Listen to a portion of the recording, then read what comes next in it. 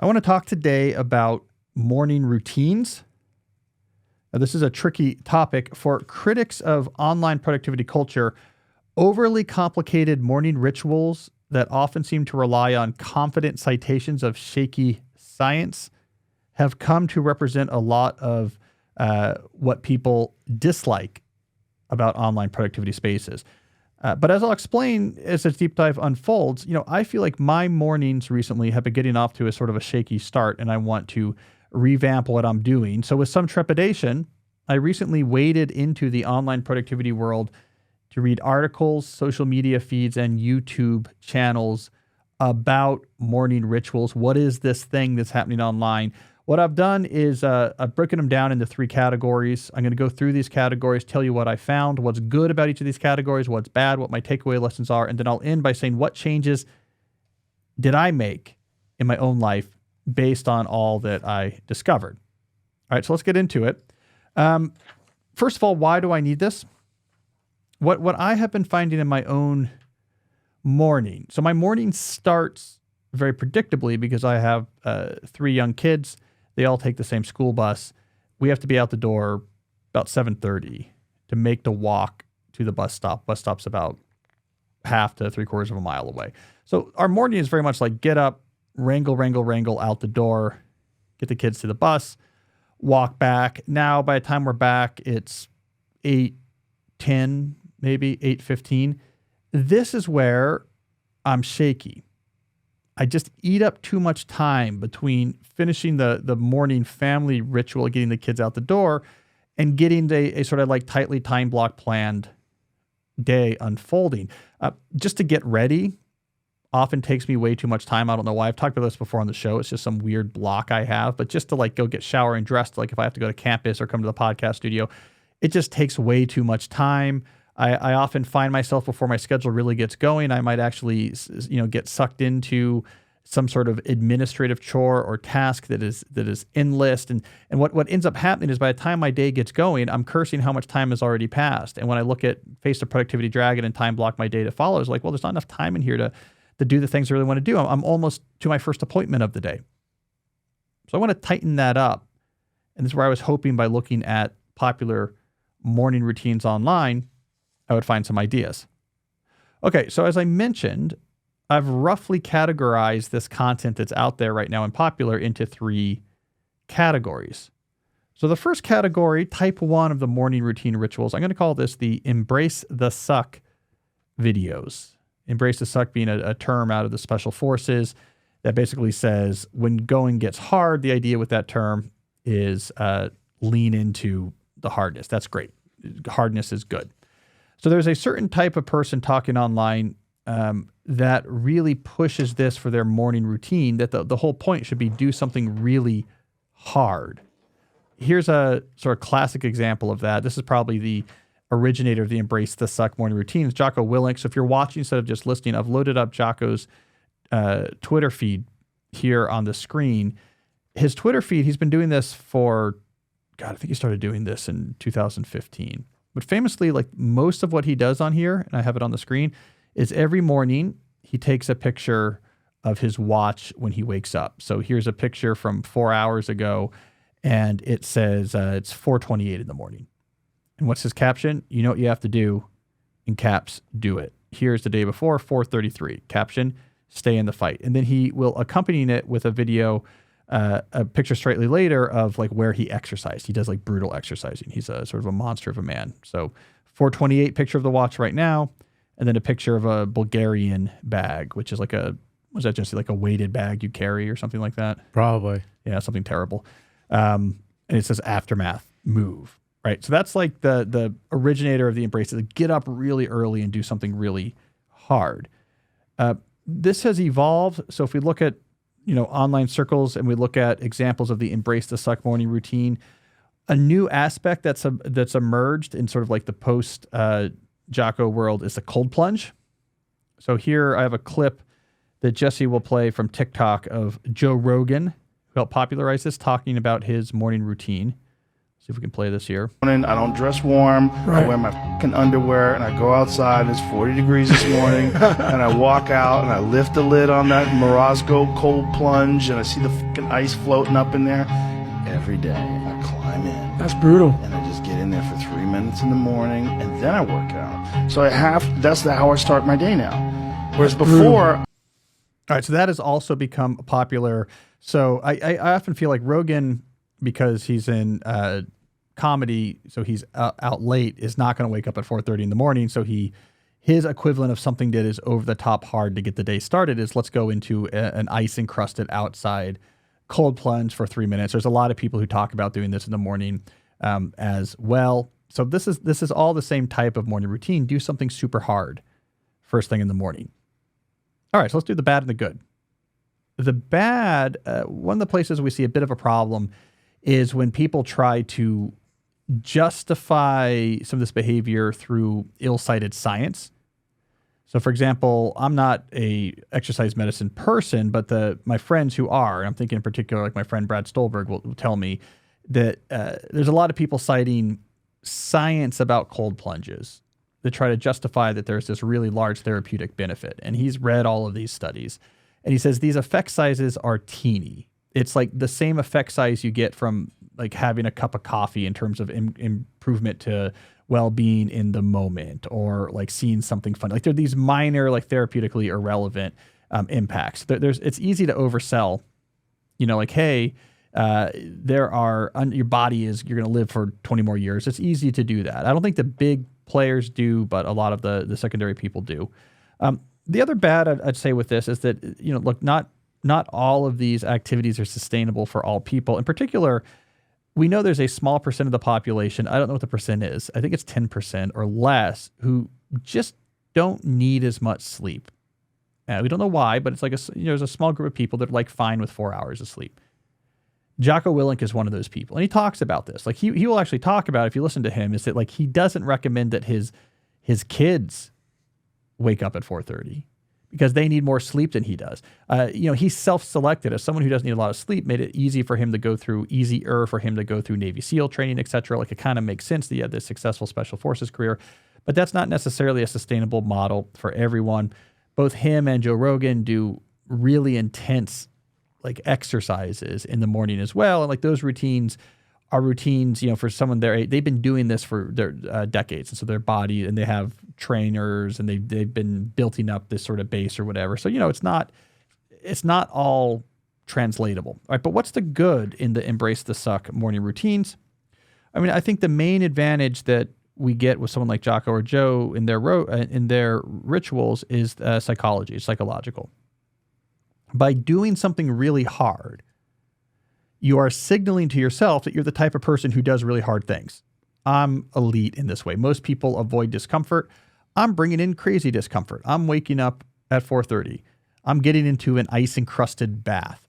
I don't know if there's like a physical therapeutic benefit, but what I'm telling myself is you are someone who does hard things. We've talked about this on this show before, that discipline is largely an identity and not a trait that you have or don't have. So it's a good way to build. This is what I think they're doing here, is maintaining a narrative of a self-narrative of exceptionality, which then fuels the other things you want to do during the day.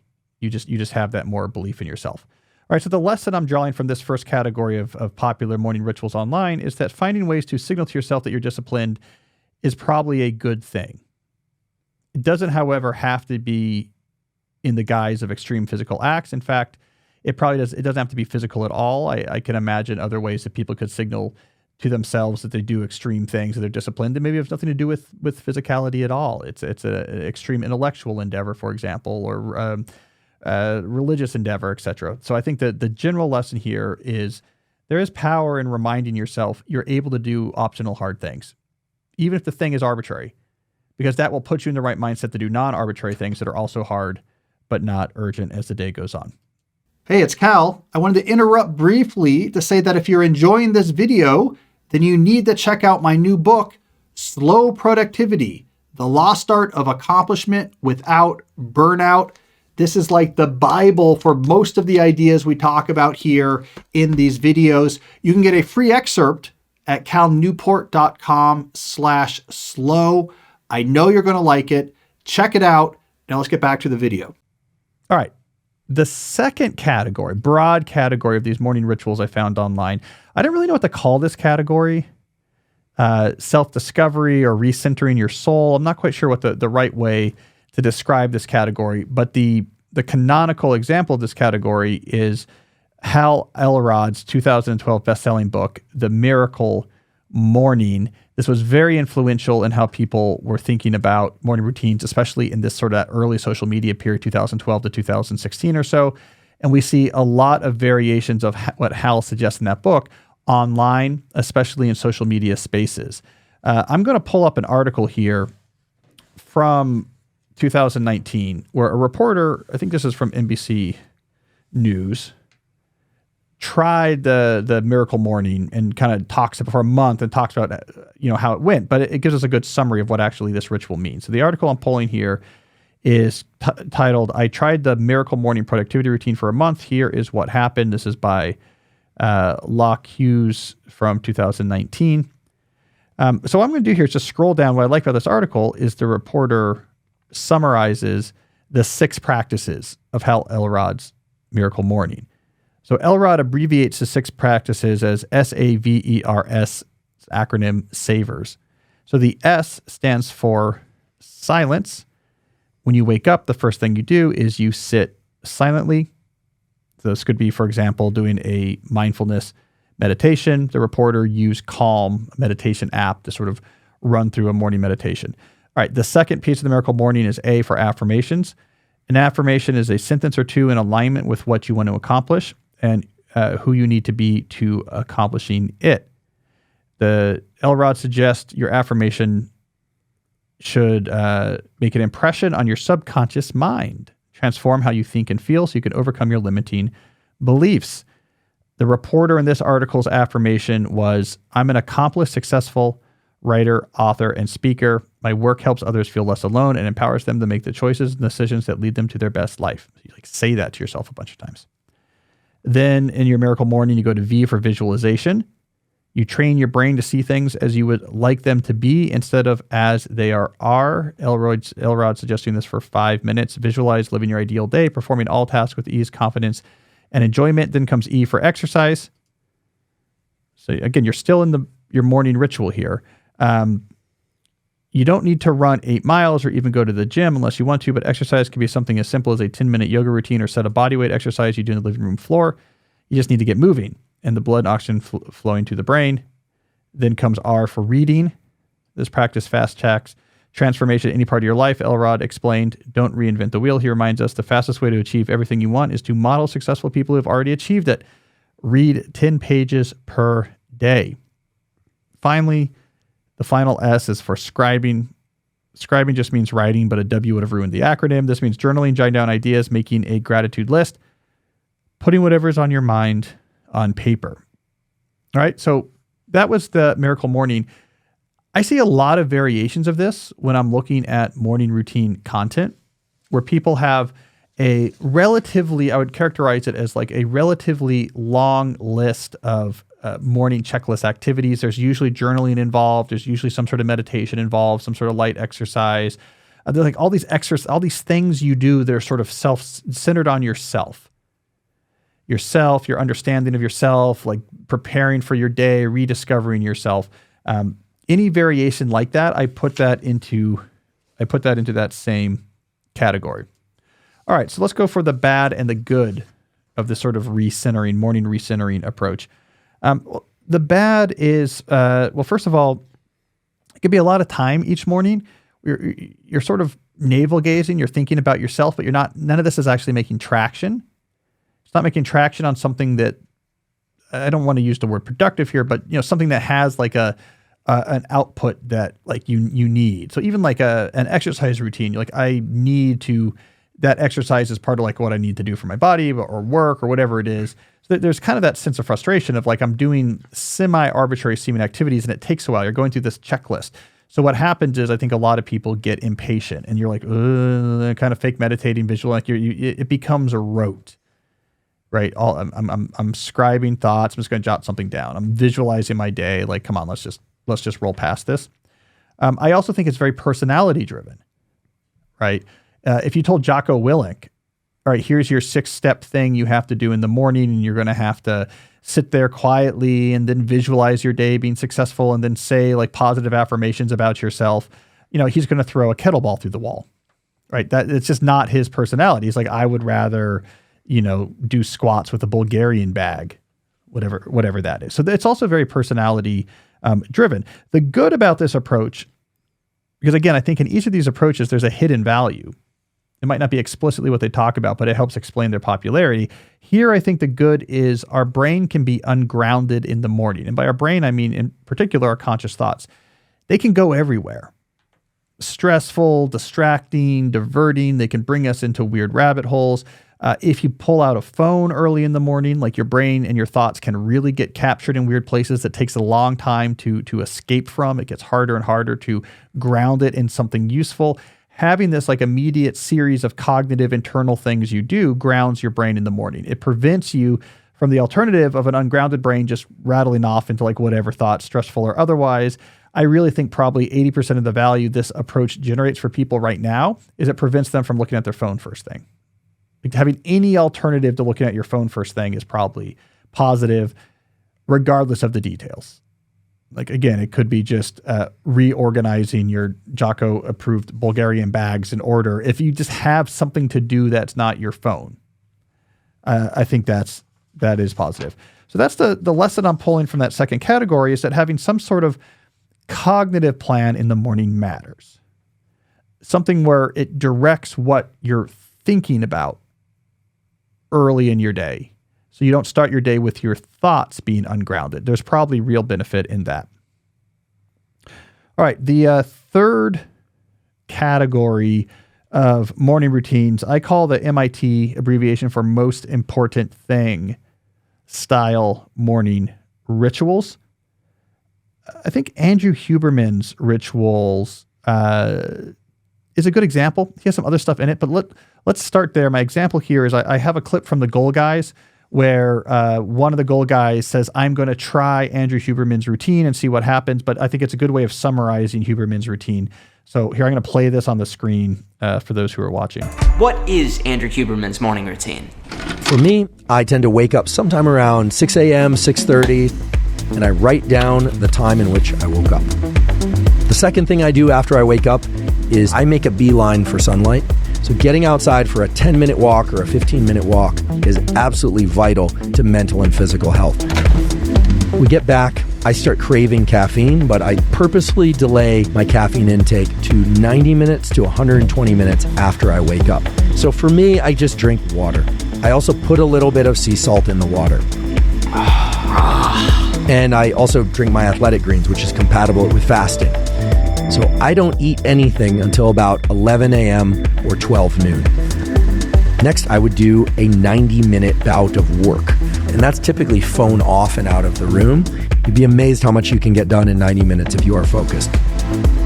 After I finish that cognitive work bout, I do some form of physical exercise for about an hour. Very last, but certainly. So now we're kind of in mid-morning now, so he's no longer talking about his morning routine.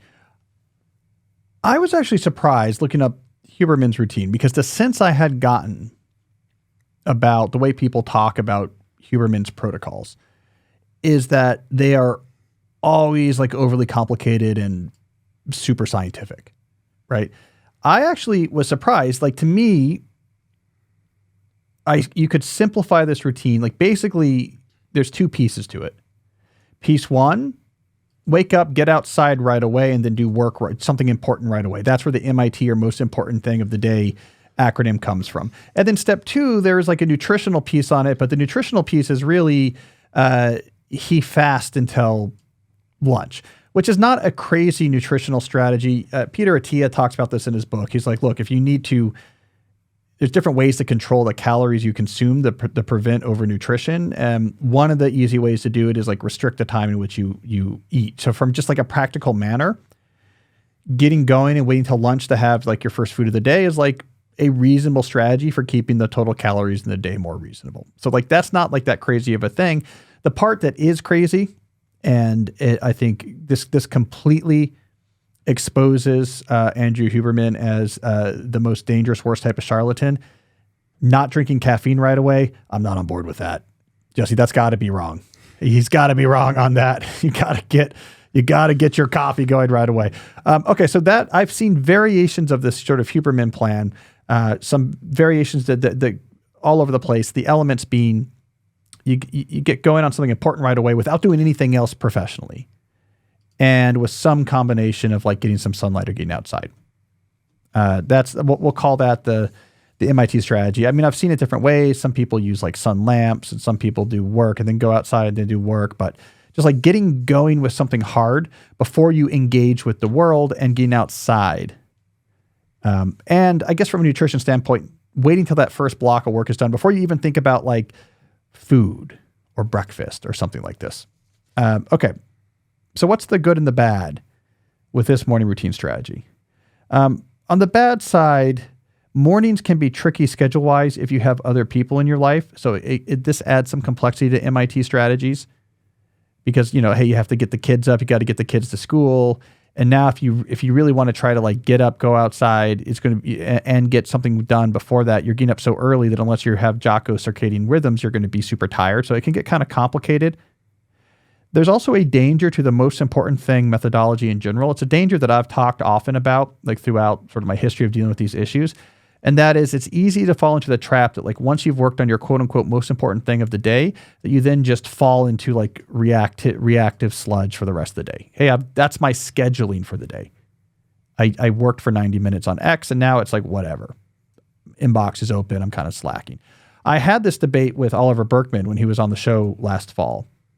And where we landed is if you have a very autonomous, relatively non-crowded job, so like a writer like Oliver, that's probably fine. Like you get your pages in the morning and then you kind of do your best with some like reactive stuff, answer some emails, have some calls. Like you don't really have to be on point. You'll be fine. But for a lot of knowledge work jobs, because of pseudo productivity, because of the issues I talk about in my book, Slow Productivity, where we have too much on our plates and we have inefficient communication protocols, that's not going to work for most people. If you just do one thing with focus and then just anything goes, list reactive method for the rest of the day, you're going to fall behind. You're going to be stressed. You're going to exhaust your brain. You'll probably end up worse. So you don't want the most important thing of the day to be the only scheduling of the day. You probably still, if you have a sort of standard overloaded knowledge work style job, you still want to probably time block the rest of your day so that you're getting the most out of that without the work unduly taxing you or your brain or becoming unsustainable. All right, so that would be the potential bad there. The good, I think Huberman and everyone else is right on track based on my own experience. Get outside right away matters. I mean, I do this because I walk my kids to the bus stop. I've been doing this forever. Even when my kids were young, we had a dog at the time. I would take the dog out very early because my wife would go to work early. We had a shifted thing. She would go to work on the early side so that I could like get the kids up and fed and wait till the nanny was there. And then she would come home on the earlier side to relieve the nanny. And then I was going to work later and I'd come back later. But I had to walk the dog before she left for work early. So I got very used to like, oh, you're out there. And actually it's great. Just seasons. It's cold. It's hot. It's somewhere in between. The sun is starting to come up now. I don't know. It really does ground you. I do think that's really great. And yes, I do this. I fall out of it, but I've always experienced getting right into something deep is like the best way to aggregate a lot of deep work. That's just like a well-known heuristic from anyone who's had deep work being a regular part of their job responsibilities. Being able to just get into something deep right away before anything else, you get the clearest focus on your brain. Why?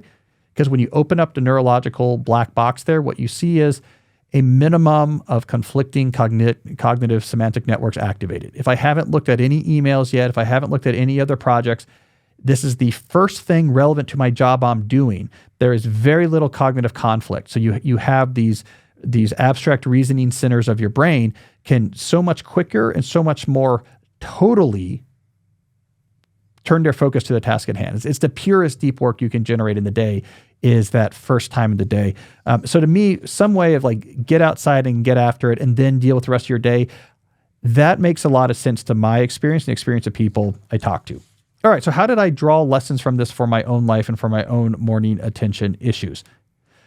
When it comes to exactly what I'm doing in the morning, given my setup, the MIT Huberman style approach makes the most sense for me. What does this really mean for me? It just means a recommitment to the simple rule of as I walk in the door. So I'm already getting the outside walking part because I'm going to the bus stop. As I walk back in the door, it is right to a desk and into deep work. Like just that simplicity of that rule is what I need.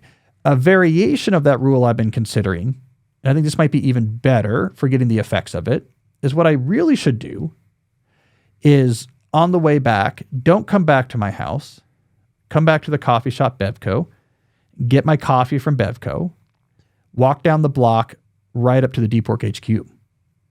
So now it's not now completely different cognitive context. I have an office 2 minutes from my house and next to a coffee shop. That's really that should be the routine. And I come in here and it's just right in the pre-stage. Here's what I'm doing. I'm writing deep work, like whatever it is. Then I start thinking about, just so I can walk you through like how I think about these type of weekly template type scheduling rules. Now the issue is some days, I try to keep my first half of my days as empty as possible. Some days, if it's like a non-teaching day, hopefully I've kept my morning clear till at least noon. And those days I should just rock and roll for 3 hours plus during a semester. In the summer, I can do this like every day. On other days, if I have something scheduled in the morning, still do this even if it's symbolic. Like let's say I can't avoid I have to get in for a 10 a.m., meeting or something like that. Still do like 20 minutes or 30 minutes of deep work so that connection is strong. That's what I'm thinking about. I just do this every morning. Bus stop to my office, sit down, do something deep, even if it's symbolically 20 minutes, and then I have to go and get ready to go, just so that my mind says that's what I always do. The goal should be on like every day possible, make that an hour to 90 minutes with the 3 to 4 hour blocks. You really want those, like at least for my case, at least twice a week. So I'm just sort of walking you through. And then what I would do after that is like, as soon as that block is done, then I time block plan the rest of the day. And then for me, that's just like the juggling match with my normal, I have my 5 jobs. I want to finish my 5. And now I need to make the most of the time that follows to be very careful. What about the other lessons though, from the morning, from watching the other morning routines content online?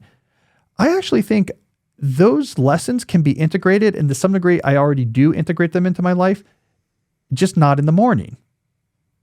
So if we look at the embrace the suck type idea, that doesn't have to be first thing in the morning. If my analysis is correct, that what matters there is the psychology of telling yourself on a regular basis and demonstrating to yourself on a regular basis, I can do hard things. It's not so critical that's first thing in the morning. So for me, like I've typically exercise post-work, pre-dinner. That's a place to start. The embrace the suck methodology would say, start making that more brutal or interesting or crazy. That it doesn't have to be in the morning, but you have one thing every day where you're doing something that's like really hard and optional, right?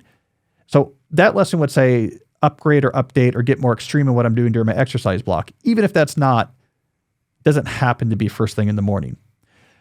That sort of self-reflection, that one advantage you get out of the Hal Elrod sort of recentering your soul type morning ritual, that also doesn't have to happen in the morning. Again, I find my self-reflection is not good in the morning until I've warmed up my brain circuits and have had some coffee. And again, no offense to Andrew Huberman, but I'm not going to drink salted water instead of my first cup of coffee. I don't care what it's doing to my biochemistry. Come on. I would give up a couple years of life for that. I'm not good at self-reflection. End of the day though, it can be better. In fact, like what I like to do with the self-reflection is go for a walk to do it. And I find when a day is over and I've exercised, my brain can now reflect on myself better. If I'm going to journal, if I'm going to, maybe seek some meditation, I don't really have a monkey brain problem in the morning because I don't use social media. My phone isn't super attractive to me. My brain doesn't work till I get coffee. So I'm just sort of in a stupor until I'm like 20 minutes into my first deep work block. So I figure maybe I should be a little bit more systematic about the self-reflection. I've been working with single-purpose journals a lot more recently. I've been dealing with some, recovering from an injury. I've used that as an excuse to single-purpose journal on some like life planning stuff, and the more systematically get in thinking walks. And so again, I think the value of some of those morning routines can be spread to other types of your day. But the value of like doing deep work first thing in the morning and going outside first thing in the morning to wake up your body, that was the bit of everything I learned in this experiment. That was the bit that was actually anchored to morning. And that's the bit that I'm sort of leaning into and clarifying into my own life. And again, these type of weekly templates, it just depends on the season of life and the semester and what's going on. And the summer is a completely different beast for me. I'm not going to the bus stop in the morning. I'm not teaching. My schedule's empty, or I'll rethink that.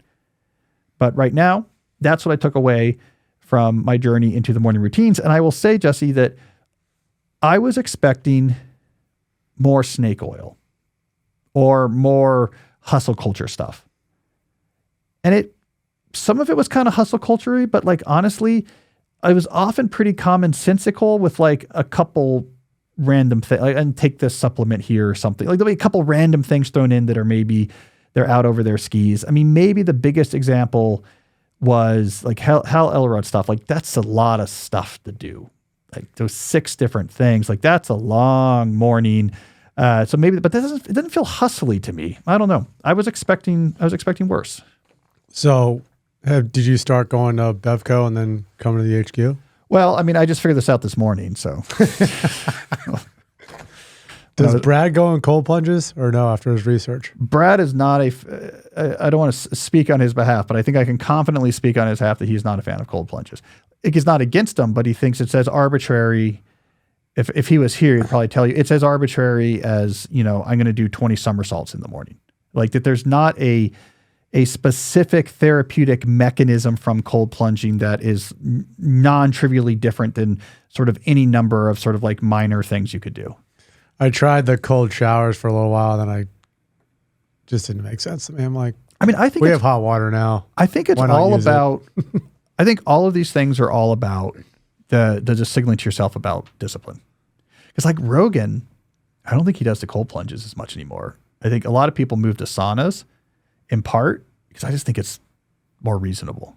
Like it's just not as painful. Like you're still like, I'm in the sauna and it's really hot but it's just not as terrible as the cold plunging.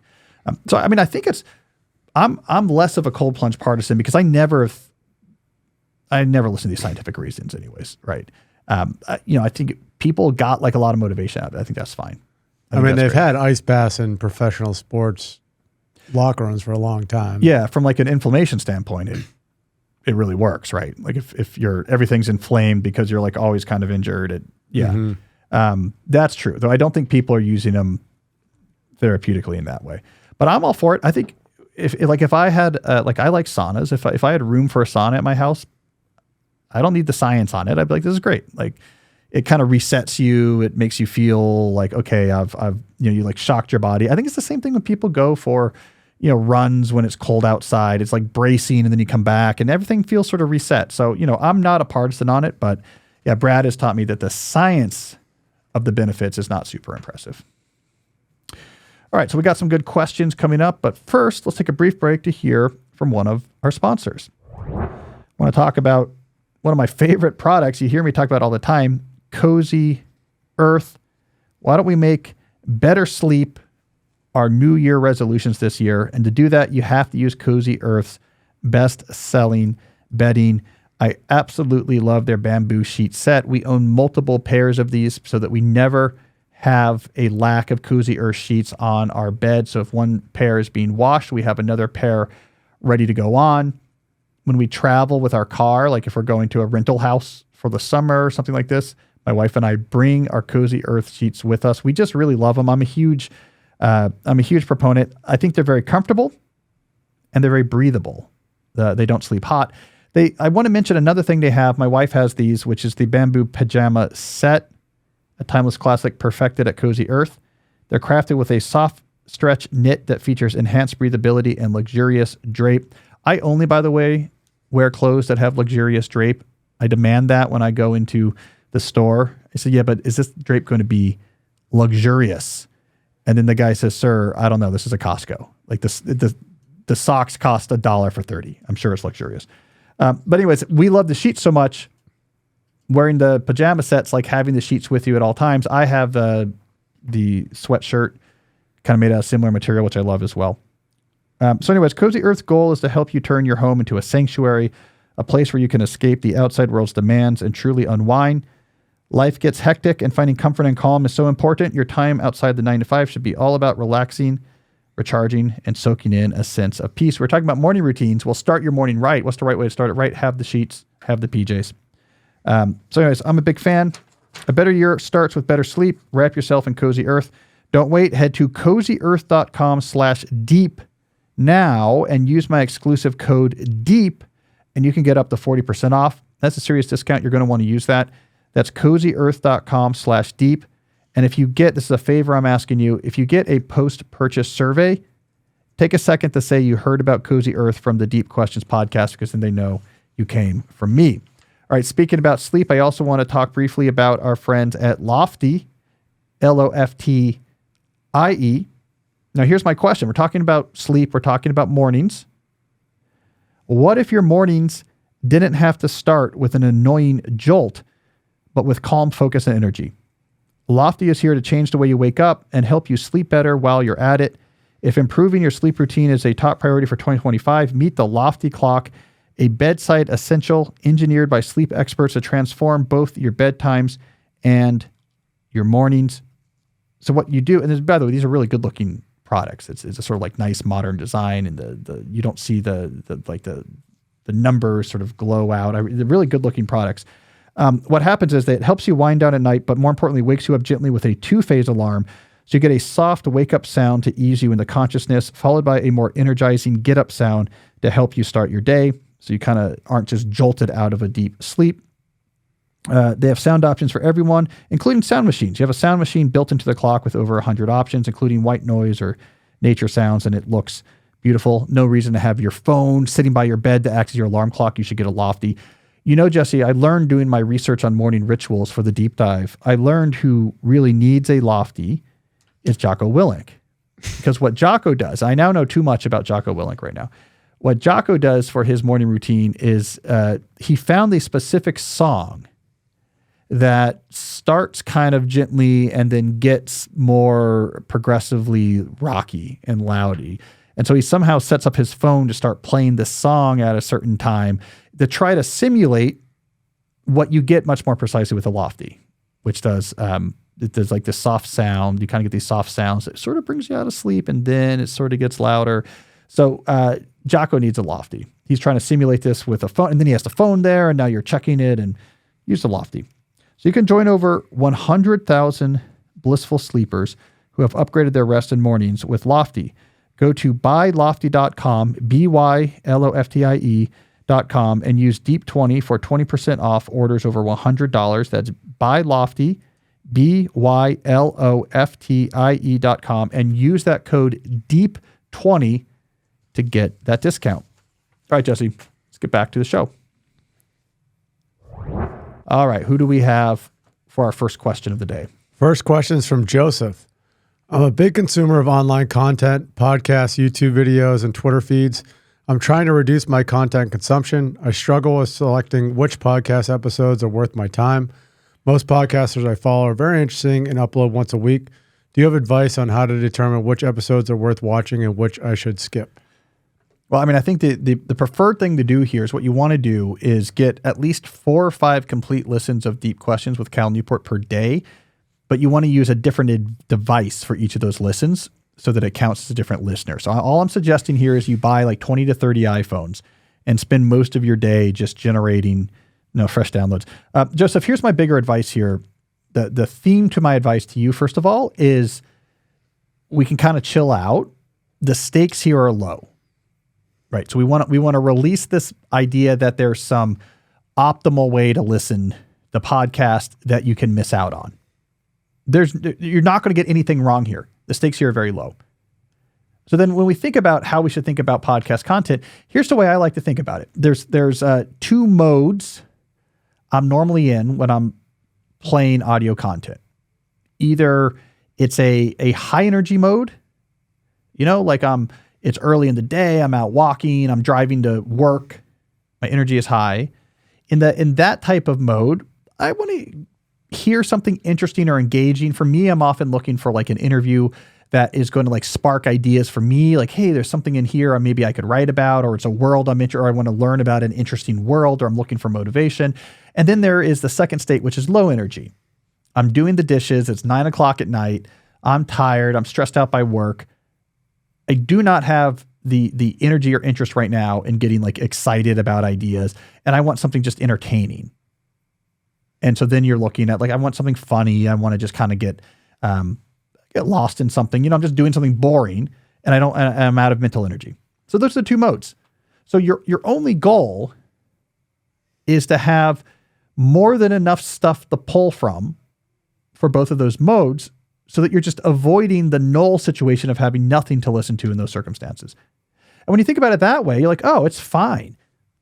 There's an abundance of things I could pull from when I'm looking for like an idea generating podcast. And there's an abundance of like fun or funny podcasts I can pull from when I'm low energy. And so I don't have to stress about it. So you subscribe to, you discover podcasts the way you discover podcasts. You got 20 or 30 you subscribe to, and then you just see like which one's catching my attention. Once you stop worrying about, oh, am I missing something? Am I doing this suboptimally? It just becomes a lot easier. This is how I often engage with podcasts. It's very random. I kind of subscribe to things as I hear about them, or I follow an author or a thinker to a podcast just to hear that author be interviewed. I'm like, oh, I like this interviewer. Maybe I'll just subscribe to it. And then I'm in this mode. Let me look at podcasts that match that mode. First thing that catches my attention, I go, no regrets. So I hear what I hear. Like Jesse, you're always asking me like, hey, did you hear so-and-so interview or that interview? It's just random. Like sometimes I did, sometimes, I didn't. Mm-hmm. So I don't, especially like interview podcasts, I don't serially consume a lot of podcasts. All right. I then have the exception to all of this is what I think of as the like scheduled podcast. So like our podcast, I know this sounds self-serving, but our podcast, our schedule is invented for this to come out at a certain time where it solves a certain problem. We're a Monday morning podcast. We're meant to be a part of your ritual, like Monday morning on your way to work. You listen to it to sort of get back into the mindset of, deep work and the deep life. To come out of the weekend, start thinking again about being careful about how you navigate the modern digital environment, careful about how you're going to approach the morass that is your knowledge work job, careful in how you think about like what's working and not working or changes you want to make. It's like a wake up for the week type podcast. There's a bunch of them out there that are tied to like a certain time to have a certain purpose. And so, of course, those I think of as like, I know when I consume those, that's like ritualistic podcast consumption. So we put these all together. You got your ritualistic podcast. Always listen to this day, this time, every week. Because it's just a nice part of my routine and they serve some purpose. Then you're just pulling from these two other pulls depending on your energy. Like I've got a whole, for that second category, low energy, I love comedy. In particular, it's not so much stand-up comedians. It's interesting. I like improv style comedians doing like interview shows. So like, it's like the obvious things. Conan, who's like an improv master. I like the Smartless guys because, Will Arnett and Jason Bateman are actually like a fantastic like improv duo. Sometimes like when I'm in my lowest energy state, it's a little broy sometimes, but sometimes when my lowest energy state, I love How Does This Get Made? Which is Paul Scheer and Jason Mantzoukas and June Diane Rayfield, who are like all three like very famous, accomplished improv comedy actors, and they just review movies basically.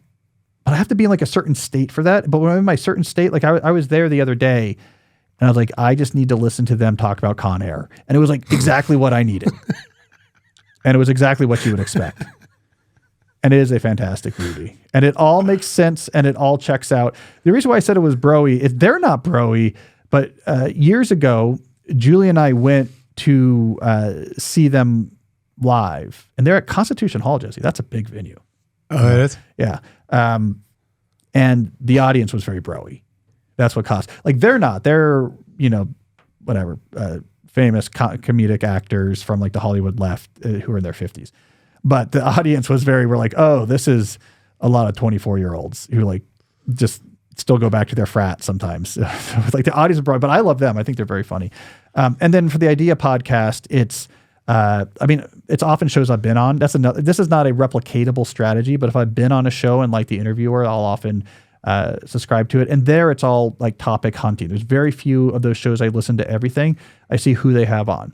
So like if I like who Sam Harris has on Making Sense, if I like the topic, I know Sam's going to give a really interesting like interview, and I'll listen to that.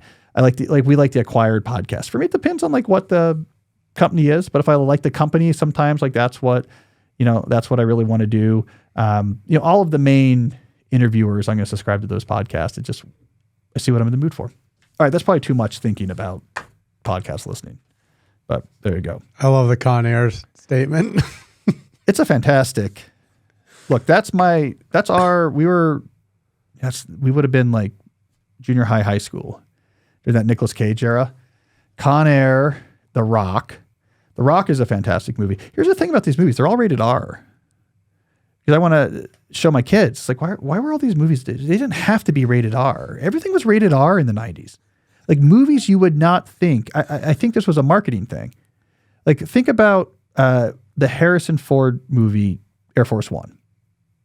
Mm-hmm. Remember this movie? Yeah. Like, what's the guy's name? Radchenko, separatist from Radchenko, whatever.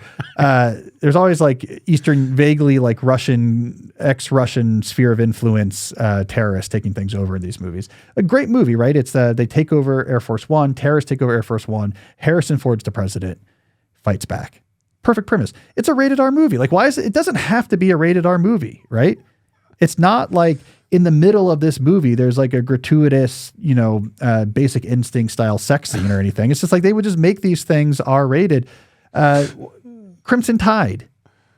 Love that movie. The submarine one, right? Submarine one. It's Denzel awesome. Washington. Tony Scott. So like the camera's like always moving. By the way, and I don't mean to rant about this, but my brother was in the submarine service and I had to ask him about this. There are, maybe I've talked about this on the show before, but there are several... It's crazy the things. Some of the submarine stuff I would say was not deeply researched. Let's say Tony Scott did not care. So for example, and I'll leave it at this, but when it's time they get the order to fire the missile, spoiler alert, right?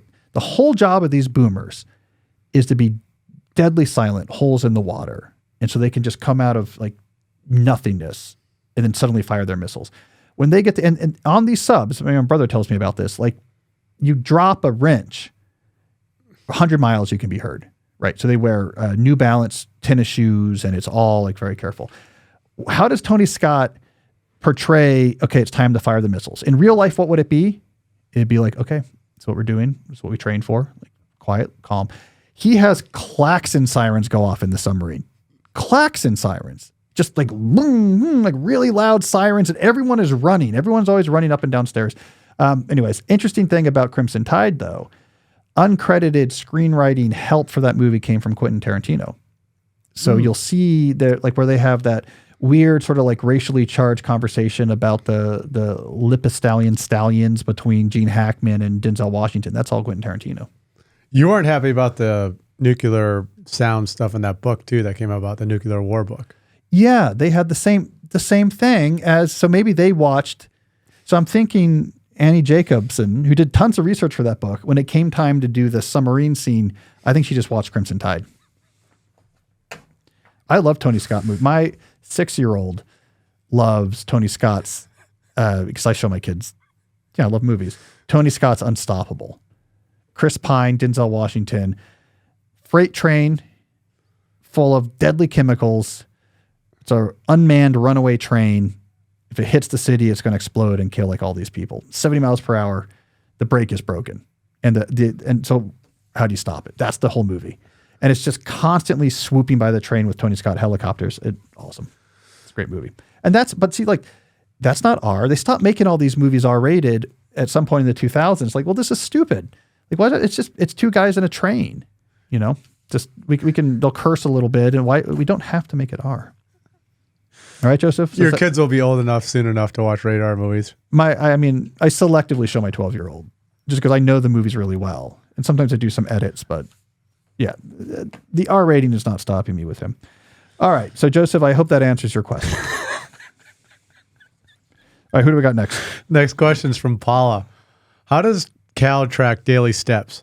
I imagine he doesn't use a smartwatch. I have a love-hate relationship with my Apple Watch. I've tried to turn off notifications, but I'm curious about alternative approaches. Yeah, I mean, everyone uses Apple Watches. I'm not a big Apple Watch fan.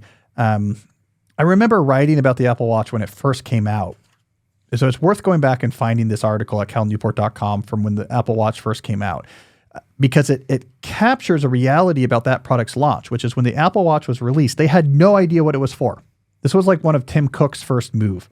It was a post-Jobs, after Steve Jobs died, one of the first big product deployments that Tim Cook oversaw, if I'm remembering this time like history, was the Apple Watch, and they had no use case for it.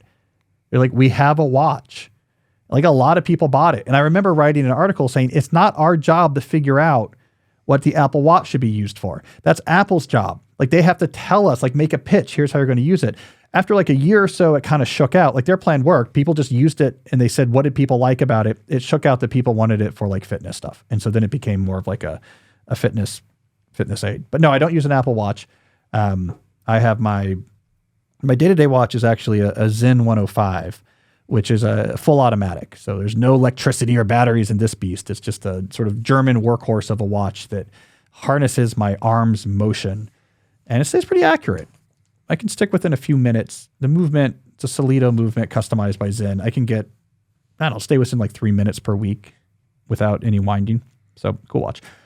Steps. All right. So what I did for a long time, and I might go back to, is I just bought a watch battery powered pedometer. You've seen it, Jesse. It's like, I don't know, for those who are watching, like that big. So like kind of the size of like a lighter, you know? And all it did, I love single purpose technologies. All it does is you have to press these buttons. It's very hard to set the time, but you set the time. And then all it does is keep track of your steps just based on its motion, and it resets at midnight. You just like pull it out of your pocket. How many steps have I done today?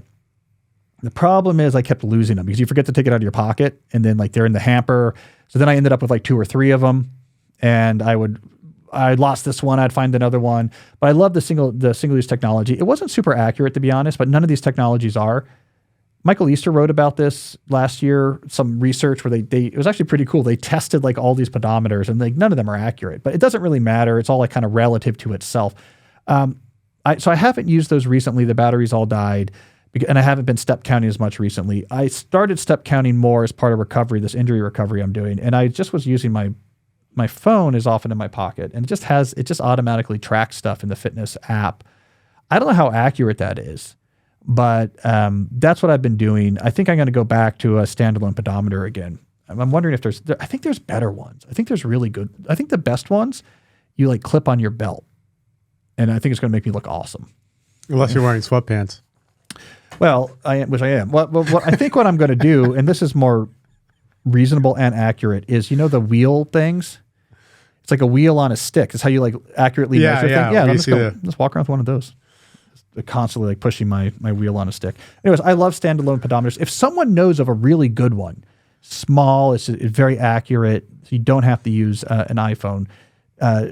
Tell Jesse at calnewport.com. So I'm in the market. It's funny. I just finished the Michael Lewis SBF book, and he was talking about when he was in high school, he brought a roller bag to high school. He would feel it everywhere. That's exactly what I was thinking when you were talking about SBF did, or Michael Lewis? SBF Yeah, did. Michael Lewis seems like a cool guy. Yeah. That tracks. Now, now everyone has to carry, it's different than when we were kids. Now you carry, like in middle school, these like briefcases, basically. It's like a trapper keeper with a handle that's like this thick. And like all the kids, this is what you carry. And then you have a backpack.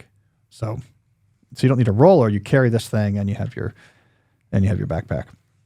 All right, who do we got next? All right, next question is from Lindsay. Is it okay to have different office hours throughout the week depending on my schedule? Also, sometimes higher up schedule meetings that I have to accept. How should I manage office hours in those cases? Well, first of all, congrats for doing the office hour strategy. For people who don't know, very briefly, this is the strategy where you have set times on set days in which you are available for incoming communication. Office door open, your phone is on. If there's a chat service your company uses like Slack, you're in a channel ready to chat. And you use this to defer as much as possible any sort of back and forth communication that requires more than you just responding to a message with a single message. You say, well, just grab me at my office hours.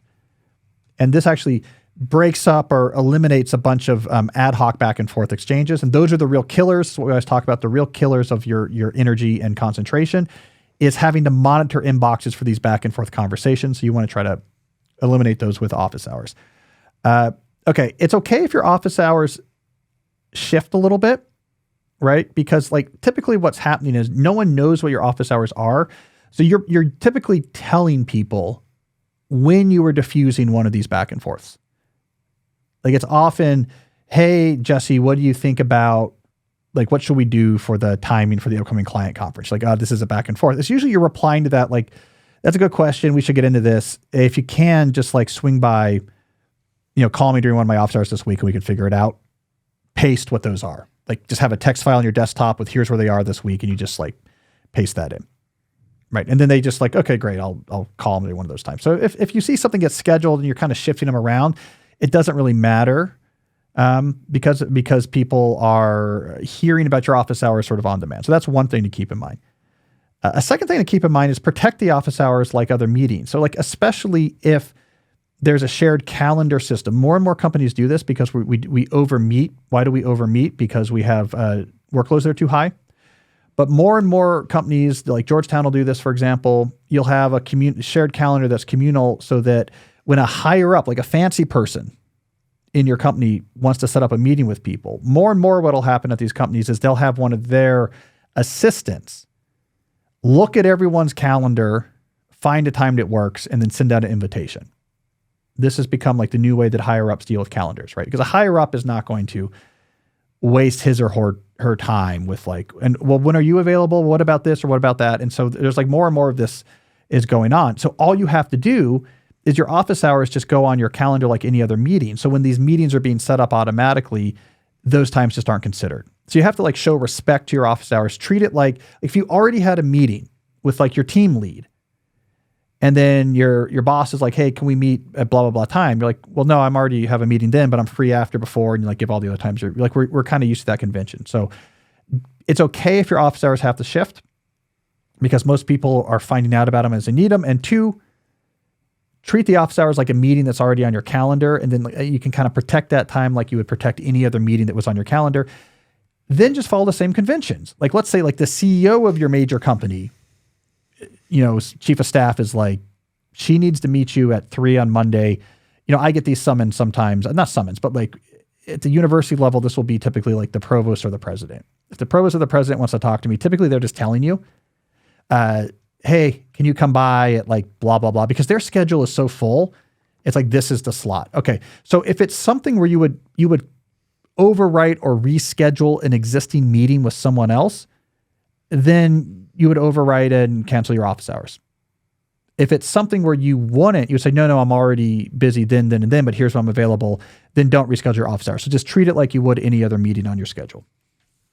I get burned with this shared calendar thing all the time, Jesse, because I have multiple calendars, right? I have my Georgetown calendar, but like so much of my life is run, my writing life has all this other obligations, and I don't keep that on my Georgetown calendar.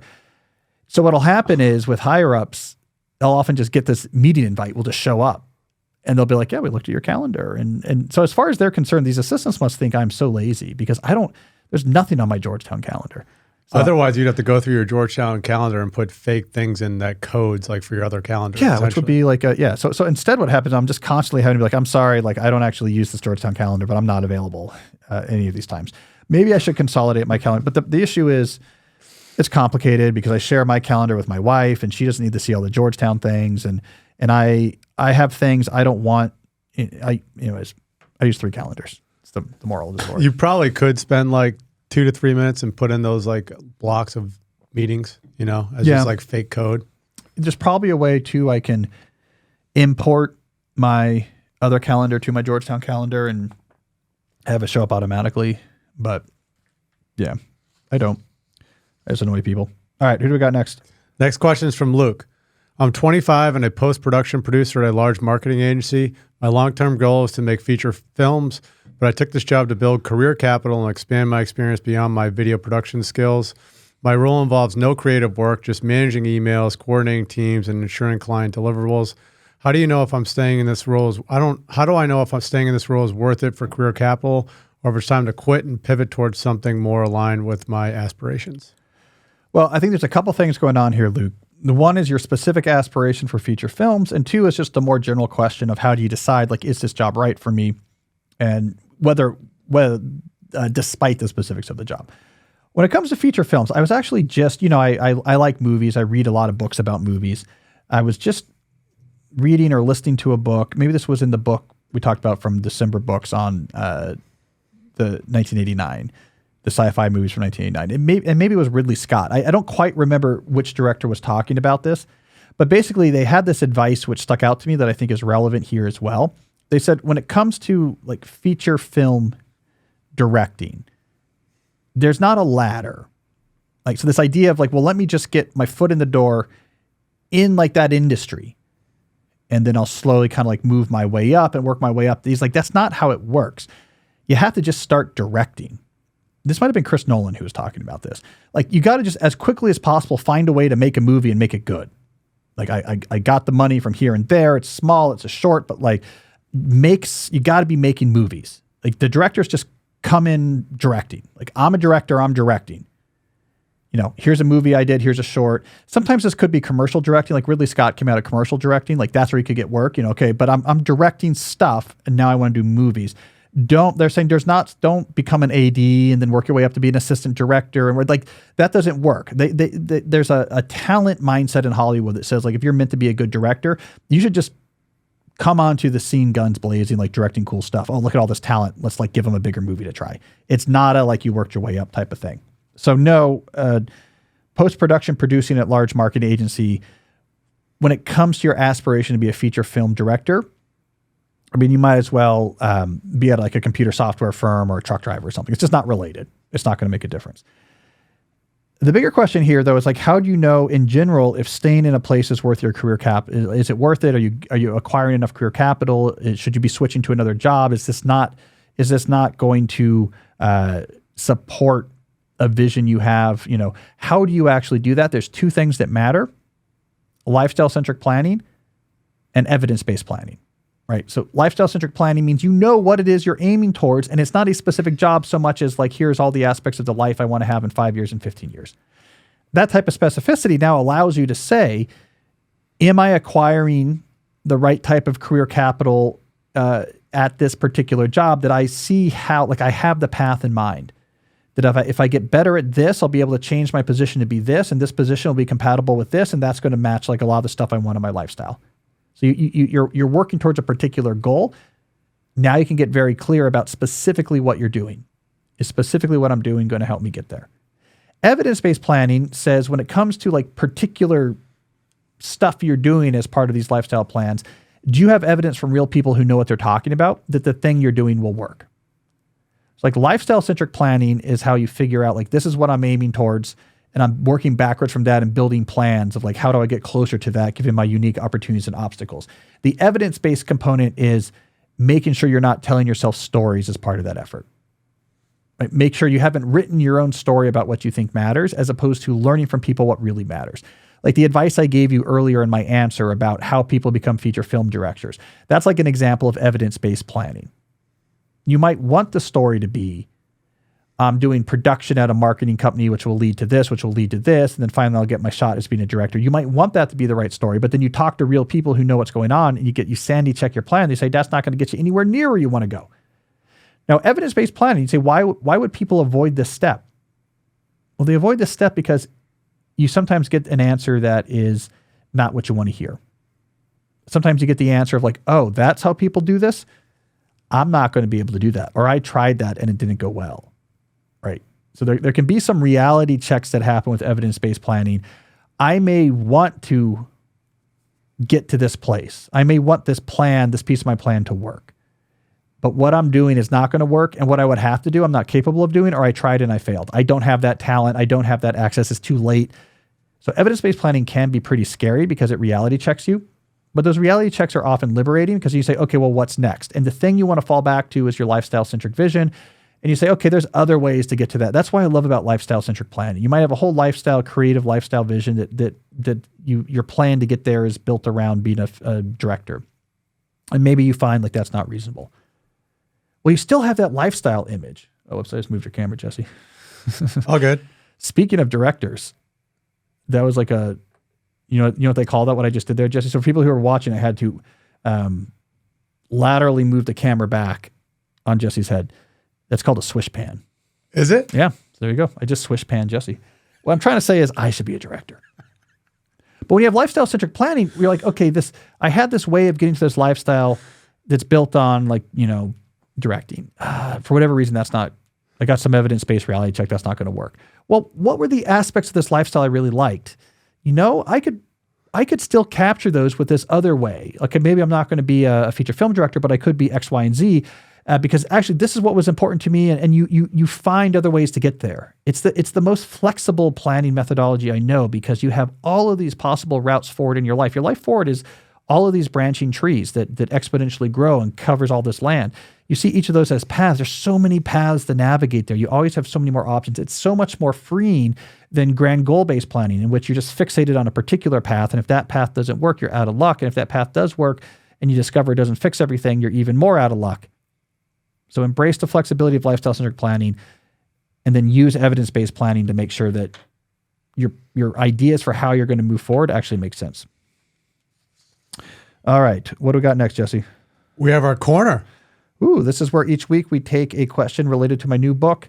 I can't say new book anymore, Jesse. It's been out for 10 months now. Yeah, we came up with some good rules last episode. Yeah, what did we decide? 1 year mark. 1 year mark. Okay, so I'm going to call it my new book until we stop doing the corner.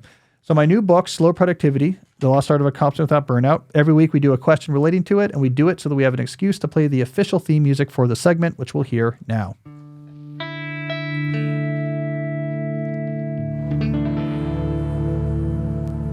All right, what's our Slow Productivity Corner question of the week? It's from Christy, and it's about office hours again. So she says, I'm a software engineer and recently read Slow Productivity. I set up office hours twice a week. I've also blocked off Wednesdays as meeting-free days. However, people disregard these and still schedule meetings on Wednesdays. I'm fed up. How can I politely and effectively communicate reject meetings on these days? Again, I think this goes back to, and office hours, I should say, is discussed in more length than Slow Productivity, because principle one, doing fewer things, part of that principle talks about how you reduce just the load of what you're juggling at any one moment, and office hours is a fantastic strategy in there, along with many others, including like pulling versus pushing, et cetera, et cetera. All right, this goes back to, do not treat office hours differently than other meetings. It lives on your calendar in the same way that, meet with Bob from marketing lives on your calendar. And deal with meeting requests the same way you deal with meeting. It's all homogeneous now. Hey, let's meet on Wednesday. How about 2? And you're like, no, I'm busy from 1 to 3, but I'm free from 3 to 5. I'm free from 2 to whatever. You just deal with it like the way you would deal with any other meeting. And again, the rules I talked about before apply here.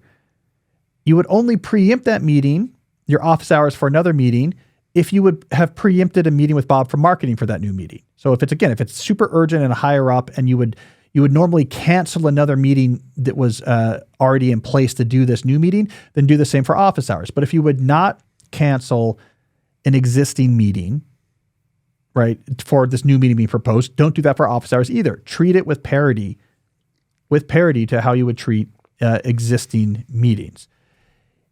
If you're struggling, it might be the case that your office hours are too long. That's like a common issue, is that people will say, I'm going to have 3 hours on Wednesday afternoons, and that's office hours, and then people can come in. That might be too much time to consistently have blocked off, right? Because if Bob from marketing said we should have a 3-hour meeting every Wednesday, you'd be like, that's too many meetings, right? So that could be the other problem here, is that your office hours are too long. Make them shorter. Make it an hour. People can come in and out. You can get a lot done in an hour. And then it won't be so hard. It won't step on people's toes too much time, right? So just whatever you would do with a normal meeting, do that with your office hours. I like office hours. I'm back. I'm teaching again this semester, so I have like legitimate office hours again. Mm-hmm. It's really nice. Call me in my office hours. All right, what do we got? We got a call. So this week? normally last episode you said you wanted the theme music twice. Do you want to hear it again? Oh, I forgot the rules. Yeah, let's hear it one more time.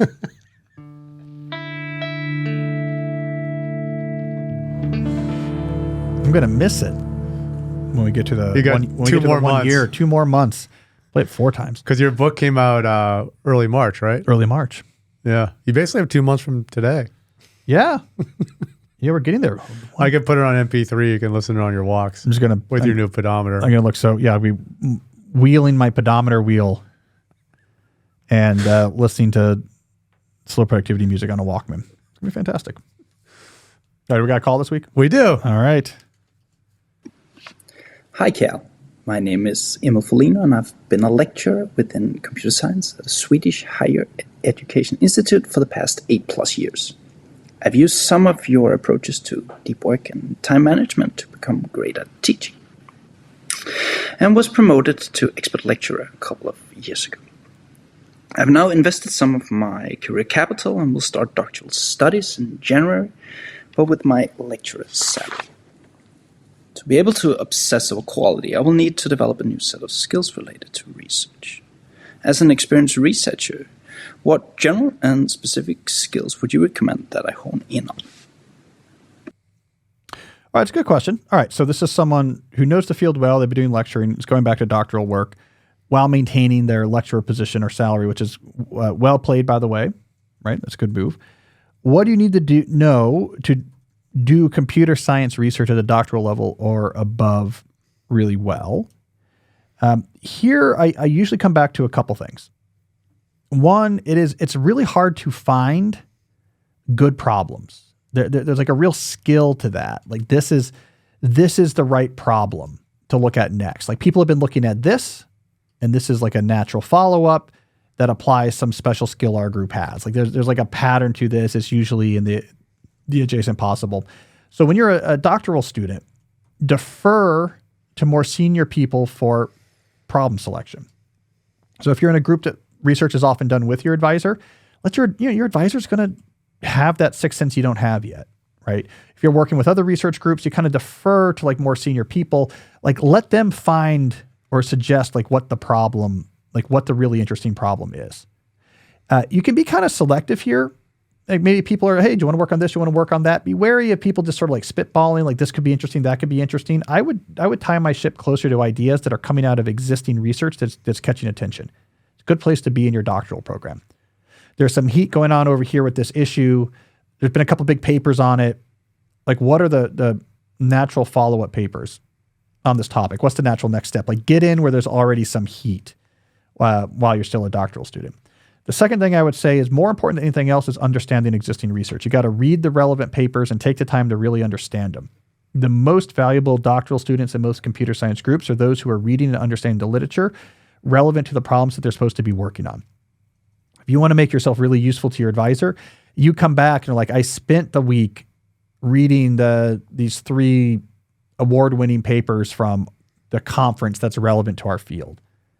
And here's what's going on, and here's what they did, and here's what they found, and here's what their questions. Like you want to be an expert. I mean, I remember this when I was postdocing. So I'm a theoretician, but I postdoced at MIT in a systems group, network and mobile systems group, Hari Balakrishna's group. And I remember like one of the students, so they were doing a lot of work on wireless because I was doing theory about wireless, distributed algorithm theory and sort of wireless environments. And so I was going back to a systems group to bring some theory know-how, but also to bring back some more systems know-how back to theory. It was et cetera, et cetera. I remember one of the students in this group, when the new 802.11n standard came out, which was new at the time, this would have been 2009, 2010, they just disappeared and came back like a week later. Okay, I've read all this, the impossibly obtuse, opaque, I should say, technical documentation and read the early papers on it. I now know exactly how this works and what the options are and what's happening here. And I'm an expert on this now. And then we were able to, or my advisor was able to harness that to say, great, now let's find an interesting problem to look at. This new standard came out. Let's really understand it. What is like an experiment we can run or an interesting thing we can follow? So like that student had made himself very useful by mastering that knowledge. In theory, this is even more clear. The best papers come out of understanding the already good papers. And it's really hard to understand papers in theory because, again, they're complicated proofs and only some of the steps are shown. I mean, it's one of the hardest things I ever do intellectually is really understanding existing proofs in existing papers because you have to fill in a lot of gaps on your own. But when you teach yourself the mathematics and the logic and understand a really complicated proof and you really internalize it, it opens up all of these options. You take that same mechanics and you apply them over here. You see a natural way to follow up. Well, their results were here. I really understand this. I'm also good at this, I could bring in like martingale analysis, which they probably didn't know much about, but if we can get away from being dependent on Chernoffs and throw in some martingale bounds, we can actually deal with these troublesome dependencies over here and lose that log factor. Great, I'm going to take that hammer, I'm going to apply it over to this nail, and now you have a follow-up paper and it's technical and it moves the state of the art forward. All of this comes back to understanding papers. So defer to the experts on what are the good problems when you're still new, and make yourself useful by reading what's already good and spending the time to understand what's already good. It's all about the reading. All right, let's see. We got a case study here. We could, Jesse, instead discuss martingale bounds instead of the case study. I don't know what people would prefer. My misspent youth doing probabilistic analysis. We got a case study here. This one comes from Justin. This is where people write into jesse@calnewport.com and talk about how they use the advice we discuss on the show in their own lives. So Justin says, most of my career has been in people work, adults with disabilities, trauma-informed work with teens, and now as a pastor in a church. The transition to pastoring was a significant adjustment and was hugely helped by your books, Deep Work, and So Good They Can't Ignore You. I was in my late 20s with a second kid on the way when I decided I did to do some lifestyle-centric planning that included no more shift work and the chance to be more open about my faith in my work with my people. My intention was to be a pastor with time and energy for my wife and kids, living close to my family and the mountains here in Alberta, Canada. So I quit my highly demanding youth and family counselor role to do a MA in seminary while working half-time as a church youth ministry director.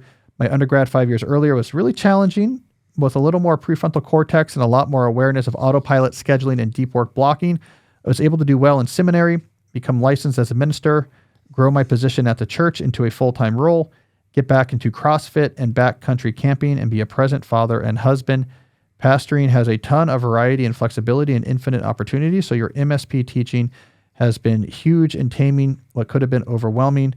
MSP, he means multi-scale planning, by the way, and weekly templates are helping me grow in specific areas of study, keep up with administrative demands, grow our church, and plan family and personal rhythms that are life-giving and make me glad I made the switch 5.5 years ago.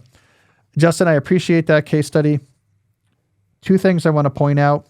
One, for all the students out there, notice how Justin said he found his undergraduate education to be challenging, but when he returned half a decade later with a little bit more prefrontal cortex, and a little bit more systematic approach to his time and efforts, it wasn't so hard. Yeah. Being a student is not that hard as long as you don't approach your work like a student. When people come back to school later in life, they often have a much easier time doing well because it's not that hard of a job if you're good at managing your time and being sort of reasonable about when you get things done. So just keep that in mind if you're stressed out as a student. I also love the example of lifestyle-centric planning. He figured out the attributes he was looking for in his life.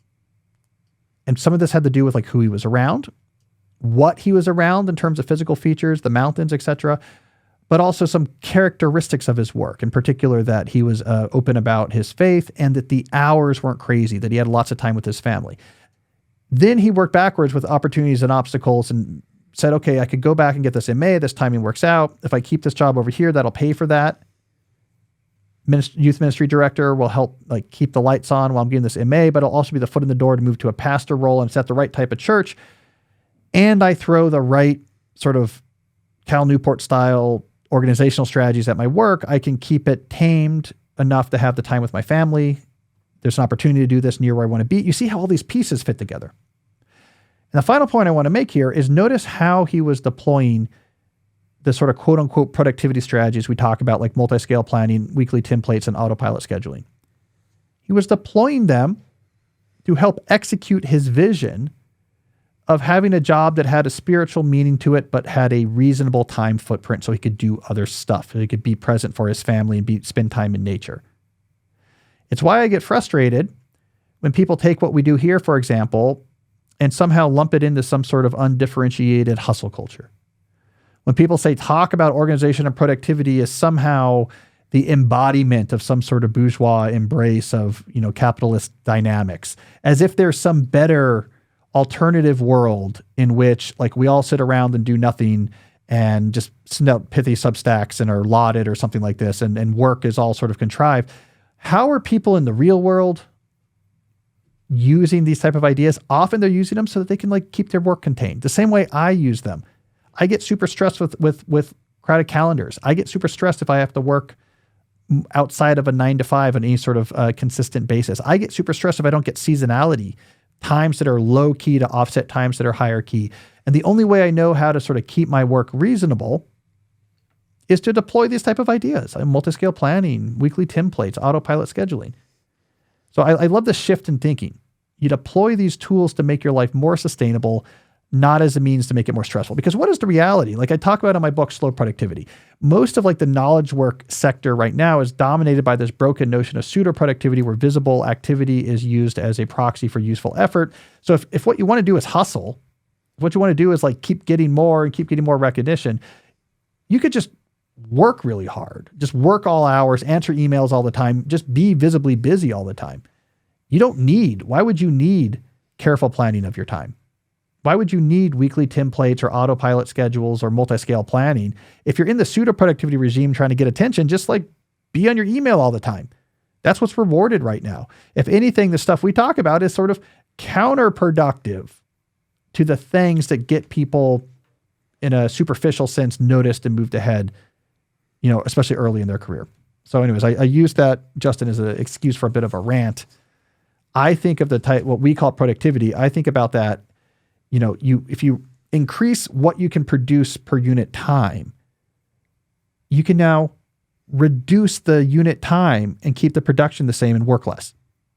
That is the flip side to I can increase how much I produce. You can also decrease how much you work in a way that is sustainable.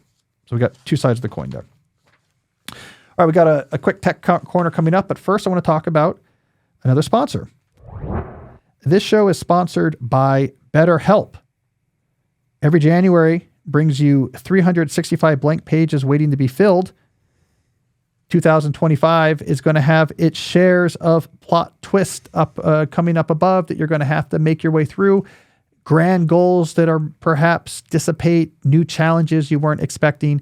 But there is one thing will make this journey this year better, which is having a good relationship with your own brain. And if you are struggling with that, for whatever reason, it's anxiety, it's the depressive thinking, it's excessive rumination, therapy can help. And if you're thinking about introducing therapy in your life, but you don't know where to get started, and you're worried about expense, and you're worried about how can I find someone nearby who has like a room in their schedule, and how can I fit it into my life, the easiest on-ramp into the world of therapy is BetterHelp. It is fully online, which makes therapy affordable and convenient. It currently serves over 5 million people worldwide. They do this with a diverse network of more than 30,000 credentialed therapists with a wide range of specialties. And when you use BetterHelp, if you not have a great connection with your therapist, you can switch to a different one at any time at no extra cost. So write your 2025 story and make sure it has a through line of good mental health by using BetterHelp. Visit betterhelp.com/deepquestions to get 10% off your first month. That's BetterHelp, HELP.com/deepquestions. I also want to talk about my friends at My Body Tutor. You heard me at the beginning of the show talk about this cool new product, Done Daily, where you have a coach that helps you stick to your multi-scale plan. Well, where this all came from is this famous online product, My Body Tutor, TUTOR. They've been at this for 20 years using online coaching to help you become healthier. You have an online coach that you work with to help you figure out like what you're doing with your diet, what you're doing with your exercise, as this is customized to you. And then you check in with the coach every single day. That is the magic of the My Body Tutor service, is accountability. The second bit of magic is because you have this coach you're working with, not only are you accountable, if you need to adjust, they help you. Oh, I'm traveling, for the holidays. I'm worried about my diet. Like, great, let's come up with a plan. I'm going on this corporate retreat. I'm not going to have my normal exercise. What should I do so I don't sort of lose momentum? They'll help you come up with a plan so you can adjust to things. And then you have the accountability. It really is the most effective way I know of to get healthy, short of actually having a nutritionist and physical trainer come to your house like the Hollywood stars do. But that costs all the dollars in the world. My Body Tutor, because it's delivered online, you get that same sort of concierge daily service, but you get it at a much more affordable price. So go to My Body Tutor, TUTOR, to learn more. If you mention you came from the Deep Questions podcast, they will give you $50 off your first month. So mybodytutor.com and mention Deep Questions.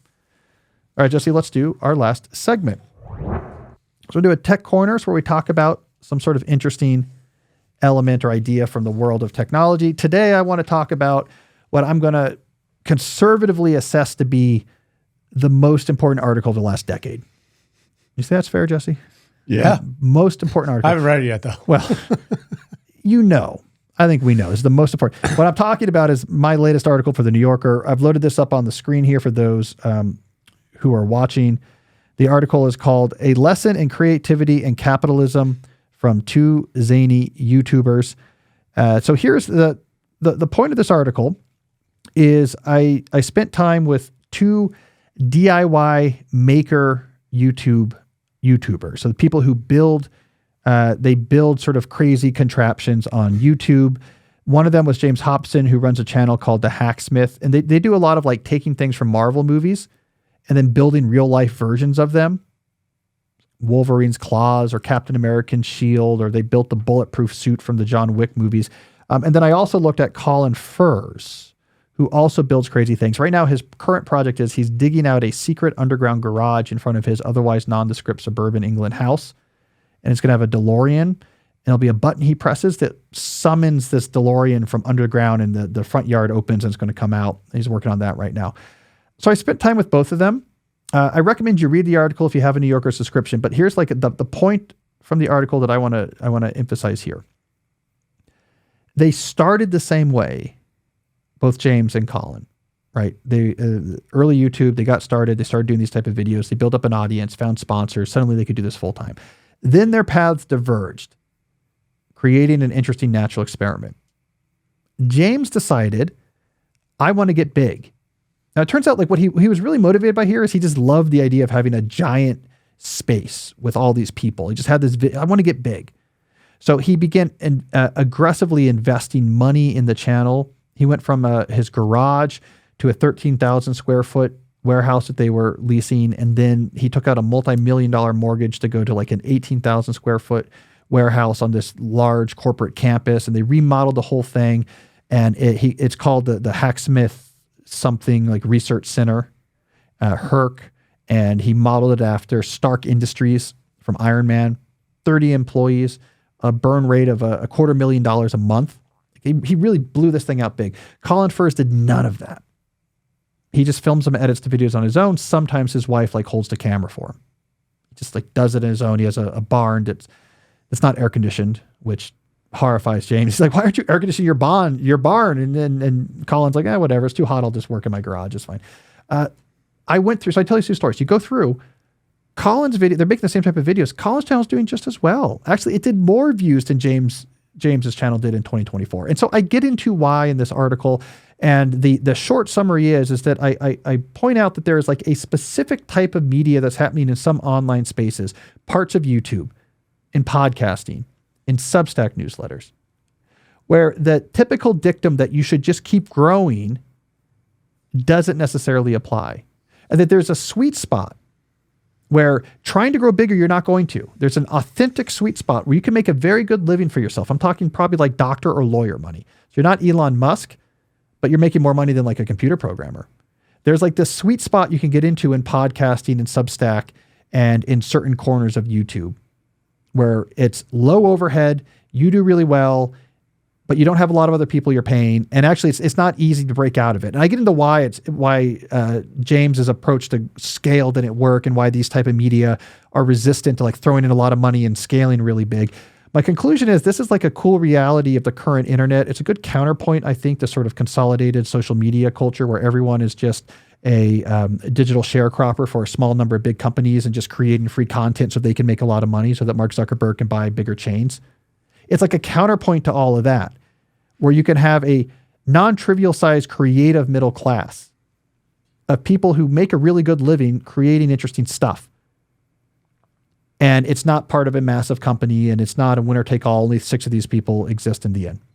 So anyways, I get into the details in this article, but the creative middle class is something I've been following. And I think as social media's cultural grip has begun to become more shaky in the last few years, the opportunities for this creative middle class, these genres that can support a large number of people doing well, not starting massive companies, but individually doing well, the opportunities for this is growing and is a trend to follow. I think it's a very positive trend for the internet, and it's a very positive trend to follow for just the state of the creative arts in general. So anyways, check out this article. I'm actually writing like 4 articles in a row for the New Yorker. I'm sort of taking over Kyle Chakra's column for a month. So we'll have more to talk about. I'm writing one about TikTok right now. So I'm kind of doing a bunch of tech thinking right now. But anyways, check out this article if you have a New Yorker subscription, because it illustrates a cool point that I think is worth keeping track of. All right, well, that's all the time we have for today. Thank you for listening. We'll be back next week with another episode of the show. And until then, as always, stay deep. Hey, if you enjoyed today's discussion, you might also enjoy episode 333. It's called New Year's Course Correction, and it gives some small things you can do right now that'll have a big positive difference on the year ahead. I think you'll like it. Check it out. I have 4 simple ideas. We can call them mid-year course corrections that are all designed to do 2 things. One, help you reclaim some depth in areas where our currently distracted world might be robbing that depth. And 2, be something that you can execute right away.